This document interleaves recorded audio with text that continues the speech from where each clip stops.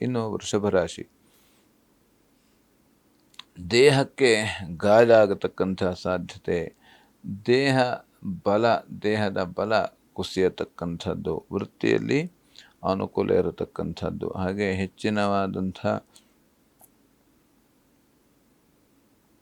ಲಾಭ ಇವತ್ತಿನ ದಿವಸ ಸಿಗತಕ್ಕಂಥದ್ದು.